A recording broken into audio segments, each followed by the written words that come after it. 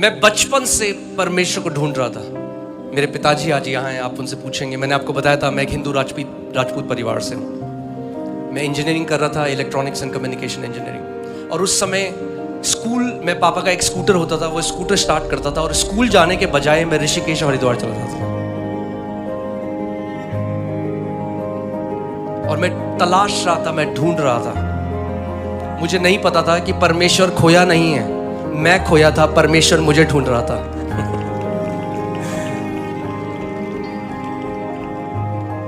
और जब मुझे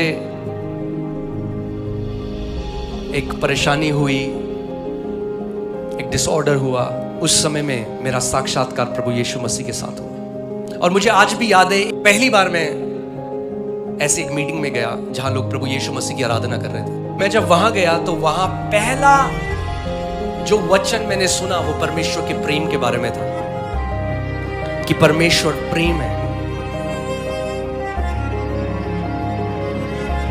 और जब मैंने वो सुना पहली बार तो मैं बहुत ही नाराज हो गया परमेश्वर से, क्योंकि मैं सुबह 4 बजे उठता था। मैं 19 साल से परमेश्वर को तलाश रहा था, मगर मैंने परमेश्वर का, मैंने कहा प्रभु आपने कभी मुझे नहीं बोला कि आप मुझसे प्यार करते हो। तो मैं वहां से वापस आया, उस घर से वापस आया, मैं छत में गया और छत में जाके मैं आसमान की तरफ देख रहा हूं। और अंदर से उस डेस्परेशन में मैंने कहा कि प्रभु क्या आप सच में मुझसे प्यार करते हो? क्या आप मुझसे भी प्यार करते हो? और अगर करते हो तो मुझे बताओ आप मुझसे कितना प्यार करते हो।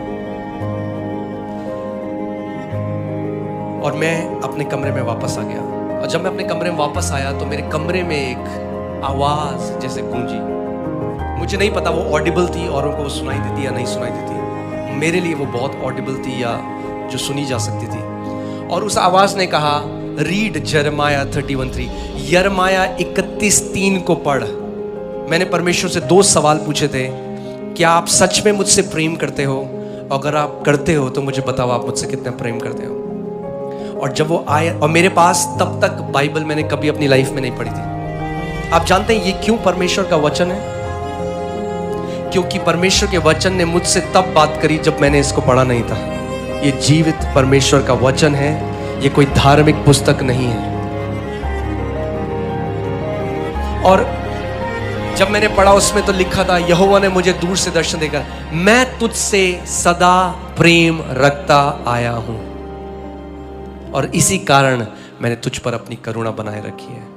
तब मुझे समझ में आया, मैं तो उसे अब जानना मैंने शुरू किया है, मगर वो तो मेरे एक एक श्वास को, वो मुझे बनाने वाला है।